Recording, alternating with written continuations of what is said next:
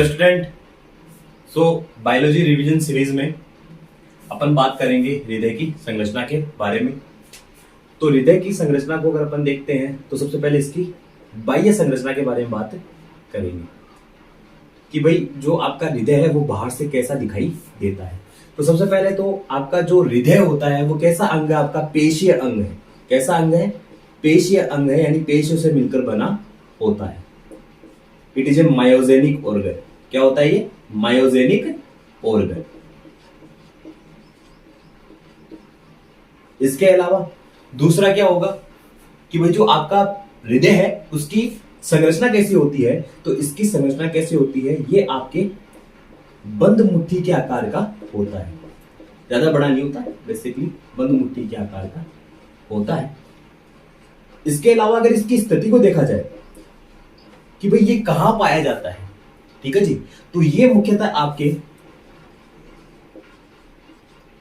फेफड़ों की, तो दोनों फेफड़ों के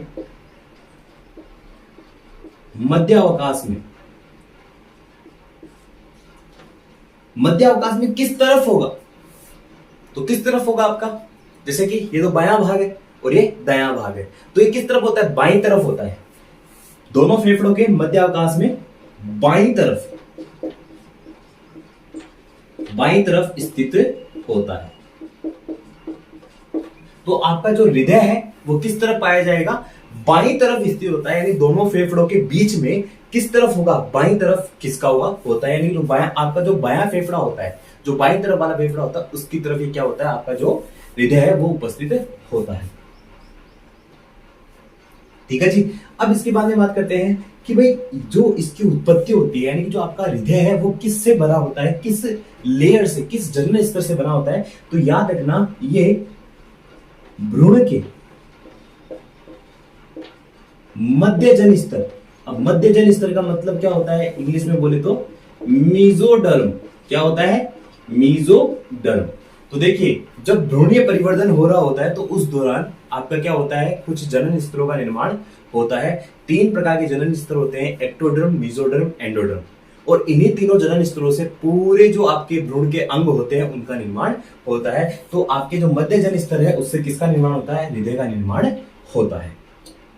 अब अगर बात करें अपन कि जो इसका वजन है, तो वजन कितना होगा? तो एक वयस्क मनुष्य में इसका वजन होता है 300 ग्राम।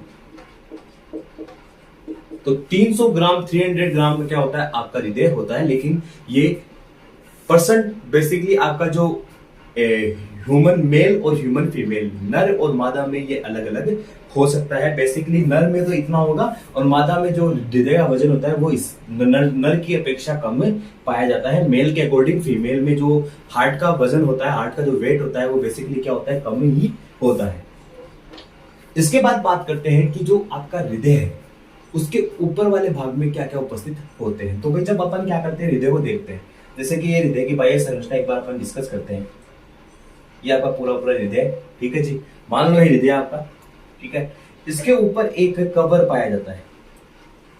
आपका जो हृदय है उसके ऊपर एक कवर पाया जाता है, बिल्कुल फेफड़े की तरह।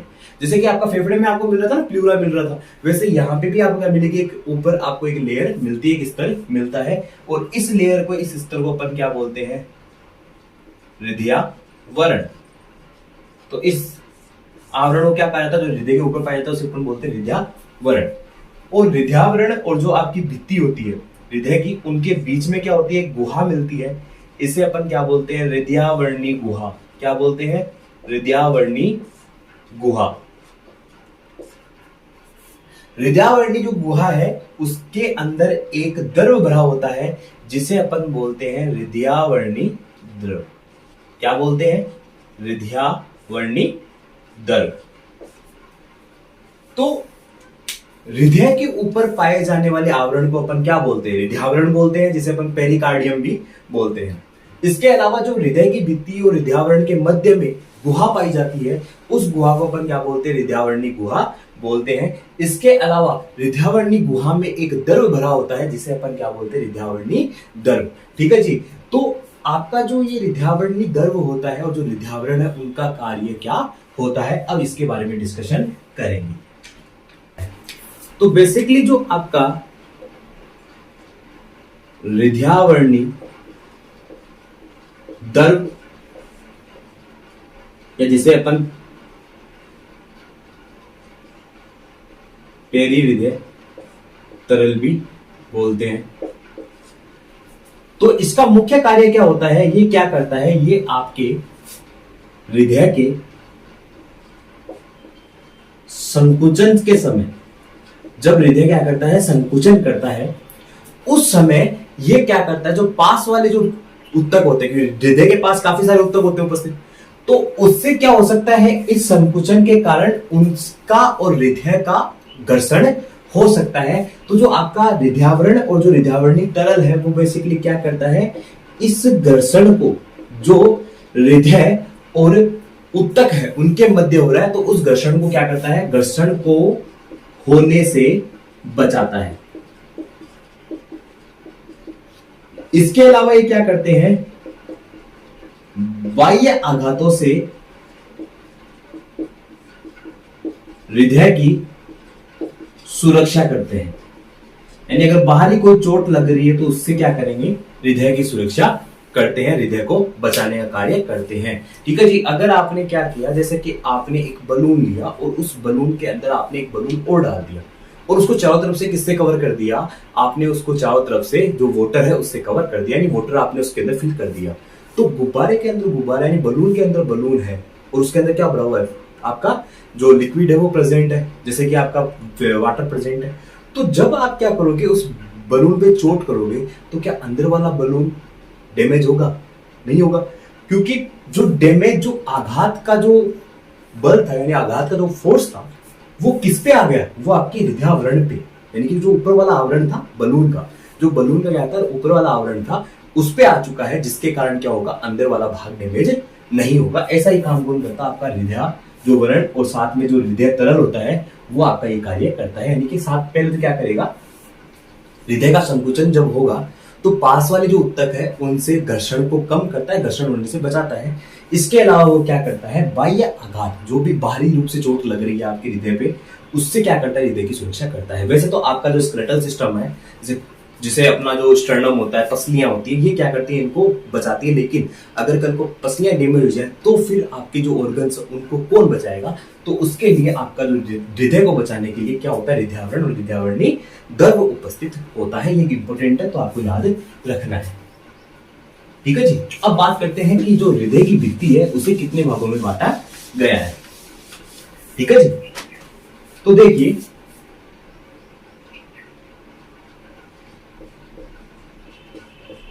हृदय की जो भित्ति होती है मुख्यतः 3 स्तर से मिलकर बनी रहती है। कौन कौन से होते हैं ये? पहला तो होता है एपिकार्डियम, दूसरा होता है आपका मायोकार्डियम, और तीसरा स्तर है वो होता है आपका एंडोकार्डियम। क्या होगा? एंडोकार्डियम। ओके। तो भाई ये जो आपका एपिकार्डियम, मायोकार्डियम, एंडोकार्डियम, ये क्या होते हैं, हृदय की भित्ति के 3 स्तर होते हैं। हृदय की जो भित्ति होती है वो इन 3 स्तरों से मिलकर बनी रहती है।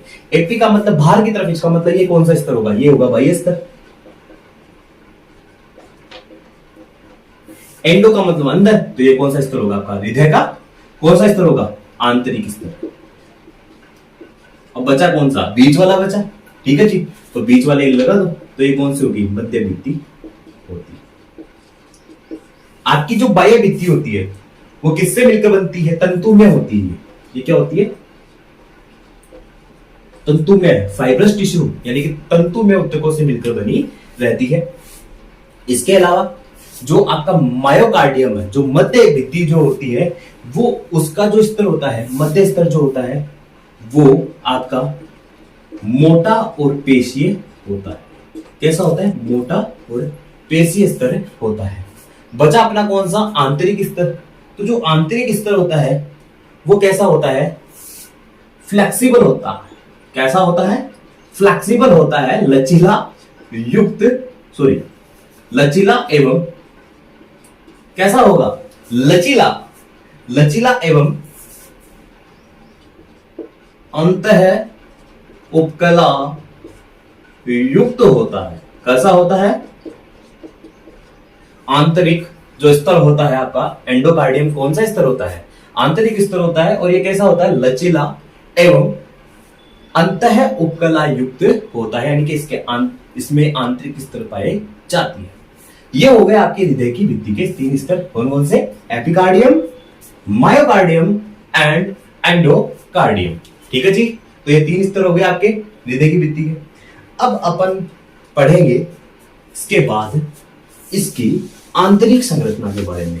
इसका मतलब अब अपन क्या करेंगे? हृदय के अंदर घुसेंगे।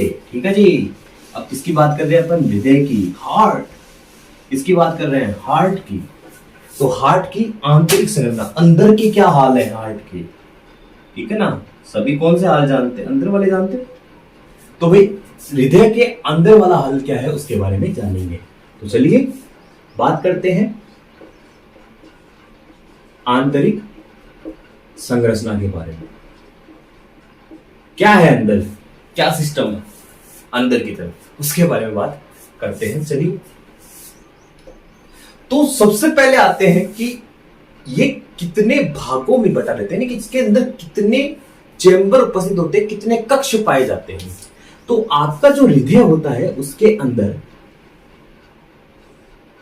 4 कक्ष पाए जाते हैं। अगर अपन बात करें पीसीज की, तो पीसीज में कितने होते हैं? 2 कक्ष होते हैं। अगर अपन बात करें किसकी? एम्फीबियंस की, तो एम्फीबियंस में कितने होते हैं? 3 होते हैं। ठीक है जी। रेप्टिलिया की बात करें, रेप्टिलिया में भी क्या होते हैं? 3 होते हैं। लेकिन मगरमच्छ के अंदर क्या होता है? मगरमच्छ के अंदर 4 होते हैं, एक इनकम्प्लीट होता है। इसके अलावा अगर अपन बर्ड्स और यानी एवीज और मैमल्स की बात करें तो उनमें क्या होता है? आपका 4 कक्ष जो हृदय होता है वो उनके अंदर उपस्थित होता है। तो बेसिकली जो आपका ह्यूमन हार्ट यानी कि मनुष्य का जो हृदय होता है वो कितने कक्षों में विभाजित होता है? वो आपका 4 कक्षों में विभाजित होता है। कितने कक्षों में विभाजित होता है? 4 कक्षों में विभाजित होता है। और इसके अंदर जो ऊपर वाले तो 2 दिखते हैं ना आपको, ये इसको अपन क्या बोलते हैं? इनको अपन बोलते हैं आलिंद। क्या बोलते हैं? आलिंद, यानी कि आपका एट्रियम, इंग्लिश में बोले तो एट्रियम। और अगर अपन बात करते हैं कि जो नीचे वाले हैं ये, इनको क्या कहेंगे? इनको कहेंगे नीले। क्या कहेंगे? नीले, यानी वेंट्रिकल। अब देखिए थोड़ा सा अपन इसके बारे में समझते हैं। तो जो आपके आलिंद होते हैं, दोनों जो आलिंद है, इनकी जो स्तर होते हैं बेसिकली क्या होता है? जो आपका आलिंद की भित्ति का स्तर होता है वो काफी क्या होता है? थोड़ा पतला होता है। किसकी अपेक्षा? नीले की अपेक्षा। नीले का जो स्तर होता है वो कैसा होता है? मोटा होता है, काफी मोटा पेशीय स्तर इनमें पाया जाता है। लेकिन आलिंद जो होते हैं उनके अंदर यह स्तर कैसा होता है? पतला होता है। अब ऐसा क्यों? क्योंकि आलिंद जो है वहां पे होगा संकुचन, उसके साथ क्या होगा? ब्लड जो फिल हुआ है आलिंद के अंदर, यानी जो रक्त जो आपका आलिंद में भरा हुआ है वो किस में जाएगा? वो आपका जाएगा नीले में। अब नीले क्या करता है? नीले करता है पंप। ठीक है जी। अब आगे भेजने का काम तो कौन कर रहा है? नीले ही तो कर रहा है। ठीक है जी। जो नीचे वाले चेंबर है, नीचे वाले कक्ष है, वही तो क्या करेंगे? ब्लड को आगे भेजने का काम करेंगे। तो भाई इनको क्या चाहिए? इनको जनरली पावर ज्यादा चाहिए। अब भाई अगर फोर्स ज्यादा लगा तो आपकी जो भित्तियां वो डैमेज हो सकती हैं। तो इसको बचाने के लिए जो आपकी जो वेंट्रिकल है उसका स्तर कैसा होता है? मोटा होता है, क्योंकि ये क्या करती है? ये ब्लड को पंप करने का काम करती है। इसलिए क्या करती है? इनकी जो स्तर होते हैं वो क्या होते हैं? काफी मोटे होते हैं। नीले का जो स्तर होता है वो क्या कैसा होता है? आपका मोटा होता है। आपके जो आलिंद है और नीले हैं, दोनों आलिंद और नीले के मध्य, आलिंद व नीले के मध्य क्या पाई जाती है? एक दरार पाई जाती है।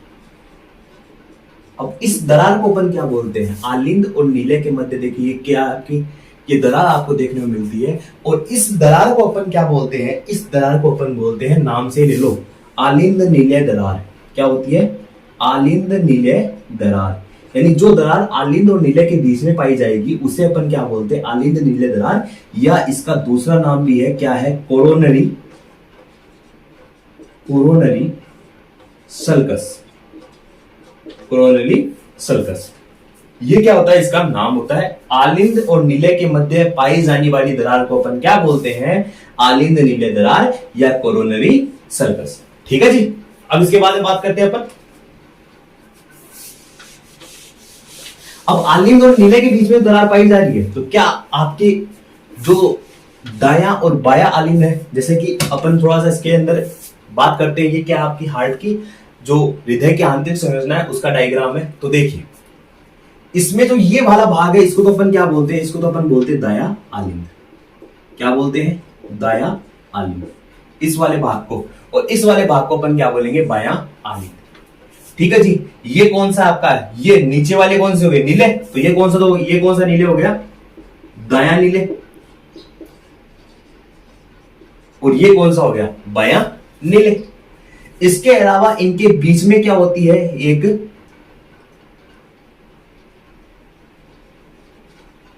पेशीय स्तर पाया जाता है ये, और इस पेशीय स्तर को अपन क्या बोलते हैं? इस पेशीय स्तर को अपन बोलते हैं सेप्टम या पट। क्या बोलते हैं? सेप्टम या पट। ये बेसिकली क्या करता है? ये आपका जो दोनों नीले हैं उनको अलग करने की कोशिश करता है। बेसिकली क्या करता है? ये जो पट होते हैं आपके, वो क्या करते हैं? वो दो नीले को अलग करने का काम करते हैं। क्यों करते हैं भैया अलग करने का काम? क्योंकि ताकि आपका जो ऑक्सीजनित और विऑक्सीजनित जो रक्त है, यानी कि जो अशुद्ध और शुद्ध रक्त है, वो आपके आपस में मिक्स ना हो सके, इसलिए क्या करते हैं? दोनों आलिंद और दोनों नीले अलग अलग होते हैं। यानी कि ये वाले जो बाया भाग है वो क्या होगा? दाया भाग से एक पट के द्वारा सेपरेट होता है।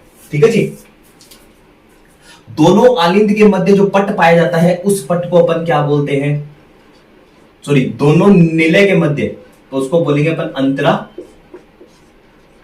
नीले पट। और जो दोनों आलिंद के मध्य पाया जाएगा, जैसे ये दाया आलिंद और ये बाया आलिंद, इन दोनों के मध्य जो पट पाया जा रहा है उस पट को अपन क्या बोलते हैं? अंतरा आलिंद पट। तो बच्चों ध्यान रखना कि अगर आपको दोनों आलिंदों के मध्य अगर आपको पूछा जाए कि दोनों आलिंदों के मध्य पाए जाने वाले पट को क्या बोलते हैं, तो उसे अपन बोलते हैं अंतरा आलिंद पट। ठीक है जी। या उसे अपन सर्कल्स भी बोल सकते हैं। और दोनों नीले के मध्य जो पट पाया जा रहा है उसे अपन क्या बोलते हैं? अंतरा नीले पट या अंतरा नीले सर्कल्स।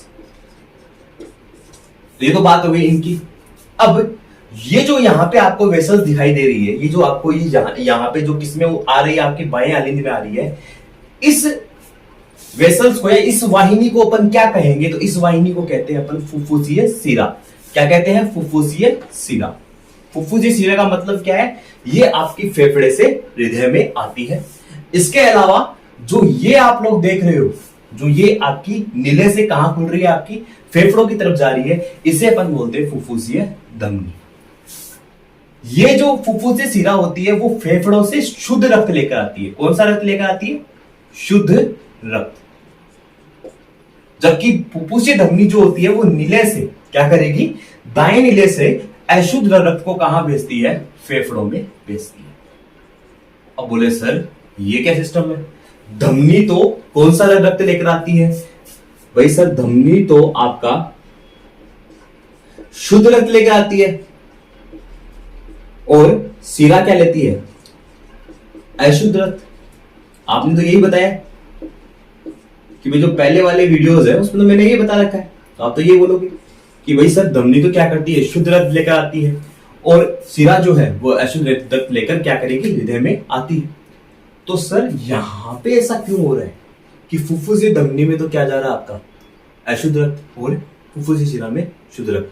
यही चीज है। यहां पे मैंने एक बात और बोली थी धमनी में, जब मैंने आपको प्रीवियस जो वीडियो में आपको चैप्टर पढ़ाया था, ये टॉपिक पढ़ाया था मैंने आपको फुफ्फुसीय धमनी वाला, तो वहां पे मैंने आपको एक बात कही थी कि धमनी और शिरा में अंतर जब अपन देखते हैं तो जो धमनी का जो अपवाद होता है वो तो आपका फुफ्फुसीय धमनी, और शिरा का जो अपवाद होता है वो क्या होता है? फुफ्फुसीय शिरा होता है। फेफड़ों से आने वाली जो शिरा है जो कहां खुल रही है? आपके बाएं आलिंद में खुल रही है, उसमें कैसा रक्त रहेगा? शुद्ध रक्त रहेगा। और जो फेफड़ों में जा रही है उसमें, जिसको अपन क्या बोलते हैं? फुफ्फुसीय धमनी, उसमें क्या रहता है? अशुद्ध रक्त रहता है। इसके अलावा इन दो के अलावा धमनी और शिरा में, यानी धमनी के अंदर तो क्या रहेगा? शुद्ध रक्त रहेगा, और शिरा के अंदर अशुद्ध रक्त रहेगा। लेकिन सिर्फ फुफ्फुसीय धमनी और फुफ्फुसीय शिरा में ये झोलझाल रहता है कि फुफ्फुसीय शिरा में तो क्या होता है? फुफ्फुसीय शिरा में तो आपका कौन सा रक्त जाएगा? शुद्ध रक्त कहाँ आता है? आलिंदों में आता है। आलिंद में आता है, कौन से आलिंद में? बाह्य आलिंद में। और जो दायां नीले है उससे जो आपका फेफड़ों में रक्त जा रहा है वो कौन सा जाएगा? अशुद्ध रक्त जाएगा। लेकिन किसके द्वारा? फुफ्फुसीय धमनी के द्वारा। ये जो होता है सिर्फ यही देखने को मिलेगा और कहीं देखने को नहीं मिलेगा। ठीक है जी, तो ये आपका जो डाउट था वो शायद क्लियर हो गया होगा। ठीक है जी, कि धमनी में आपका शुद्ध रक्त बहता है, शिरा में आपका अशुद्ध रक्त बहता है। लेकिन फुफ्फुसीय शिरा में क्या होगा कि फुफ्फुसीय शिरा का अपवाद है। फुफ्फुसीय शिरा में क्या होता है? आपका अशुद्ध रक्त जो होता है, सॉरी शुद्ध रक्त जो होता है वो आपका फेफड़ों से बाह्य आलिंद में आता है, और फुफ्फुसीय धमनी से जो रक्त होगा अशुद्ध रक्त वो कहां जाएगा? फेफड़ों में जाएगा। ठीक है जी, तो ये आपका हो गया। इसके बाद जो आपका ये क्या होती है? फुफ्फुसीय धमनी पर बात कर ली। ये जो है आपकी वो होती है महाधमनी। क्या होती है? महाधमनी, जिसे अपन बोलते हैं आयोटा। क्या बोलते हैं? आयोटा। तो इस महाधमनी से शुद्ध रक्त आपके जितने भी ऑर्गन्स है उनके पास जाता है या अंगों के पास जाता है। तो अंगों के पास जो रक्त जाएगा वो किसके द्वारा जाएगा? आपके धमनियों के द्वारा जाएगा। लेकिन ये धमनियां कहां से निकलेगी? महाधमनी से निकलेगी, जो अलग अलग अंगों के पास जाती है। महाधमनियां जो होती है वो क्या करती है? आगे रक्त, शुद्ध रक्त को पूरे शरीर में ट्रांसमिट करती है। उसके बाद वो फिर धमनिकाओं में बदलकर क्या होती है? पूरे शरीर में फैल जाती है और एक पूरा जाल बना देती है। ठीक है जी, इसको अपन बोलते हैं महाशिरा। यहां से क्या किया जाता है? महाशिरा के द्वारा अशुद्ध रक्त को लाया जाता है। अब थोड़ी इसकी समरी देख ली जाए यहां पे, तो अपन बात करेंगे कि जो महाधमनी है उसका कार्य क्या है। तो याद रखना, महाधमनी का कार्य है, मैं यहां पे लाल से लिख रहा हूं ताकि आपको समझ में आए कि ये किसकी बात हो रही है? शुद्ध रक्त की। शुद्ध रक्त को हृदय से कहां पहुंचाती है? आपके अंगों तक। ठीक है जी, इसके अलावा महाशिरा क्या करती है? महाशिरा अंगों से क्या करेगी? नीचे से करते इसको। तो महाशिरा क्या करती है? अशुद्ध रक्त को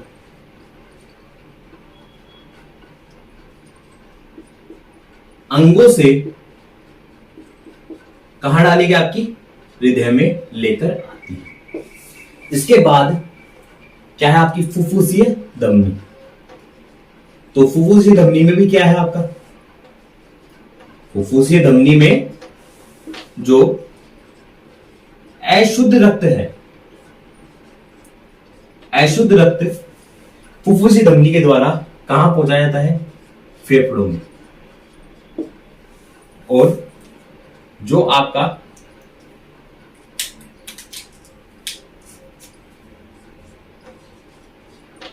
फुफ्फुसीय शिरा है उसके द्वारा शुद्ध रक्त कहां से कहां लाया जाएगा? शुद्ध रक्त फेफड़ों